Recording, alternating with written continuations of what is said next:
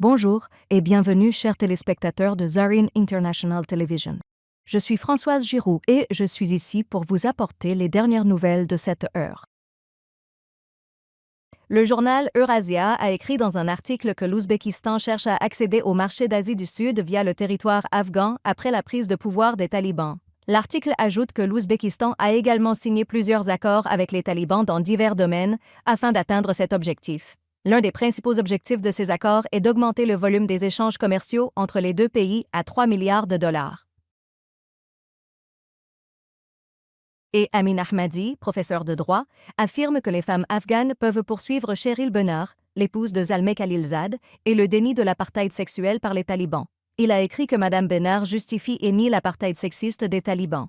Cheryl Benar, l'épouse de Zalmay Khalilzad, ancien représentant américain pour l'Afghanistan, a nié mardi, dans un article, les préjudices subis par les femmes sous le régime des talibans.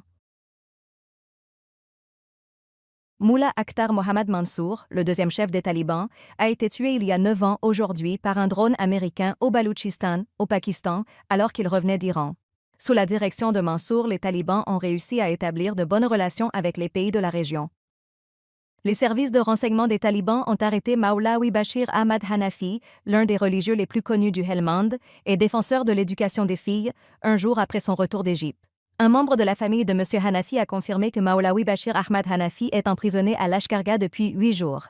Il a été rapporté que la raison de son arrestation n'est toujours pas claire. C'est la deuxième fois que les talibans emprisonnent ce religieux.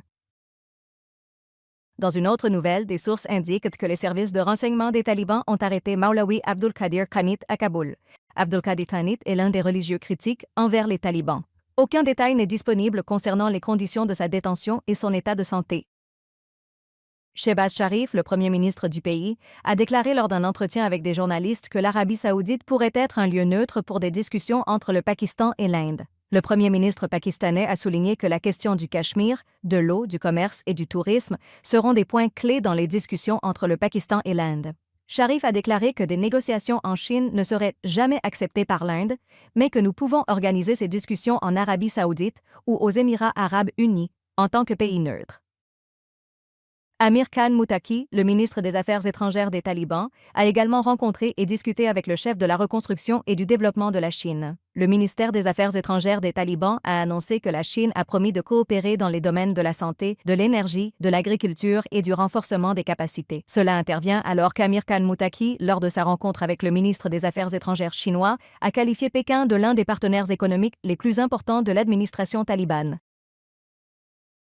Le ministre des Affaires étrangères chinois a annoncé que le Pakistan et les talibans sont convenus d'envoyer prochainement des ambassadeurs dans leurs pays respectifs. Wang Yi a déclaré que la Chine se félicite de cette initiative et continuera de soutenir le renforcement des relations entre l'Afghanistan et le Pakistan. Le ministère chinois des Affaires étrangères a indiqué dans un communiqué que les talibans et le Pakistan ont exprimé leur volonté d'élever le niveau de leurs relations diplomatiques.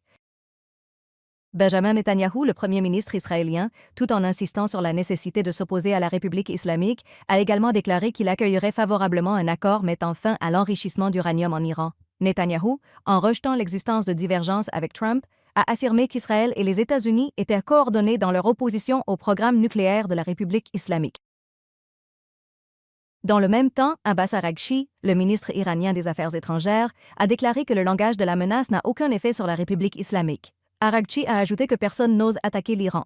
Le ministre iranien des Affaires étrangères, dans une interview avec la chaîne Al-Shab, a également qualifié de fondamentale la divergence avec les États-Unis au sujet de l'enrichissement de l'uranium. Araghchi a également qualifié de démarche illogique et sans fondement juridique la menace de l'Europe d'activer le mécanisme de déclenchement et a averti que l'Europe devrait accepter les conséquences de la mise en œuvre de ce mécanisme. Le ministère des Affaires étrangères du Pakistan a ordonné à un autre diplomate indien de quitter le pays dans un délai de 24 heures. Selon les médias, l'Inde a également accusé un diplomate pakistanais à New Delhi d'espionnage et a ordonné son expulsion. Le ministère des Affaires étrangères du Pakistan a indiqué dans un communiqué avoir convoqué le chargé d'affaires de l'ambassade d'Inde à Islamabad et lui avoir fait part de cette décision.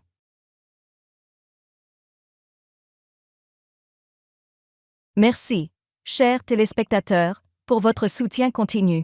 Vous pouvez regarder Zarine TV sur Afghan Procast, GLWEs, l'application Zarine TV et nos plateformes de médias sociaux.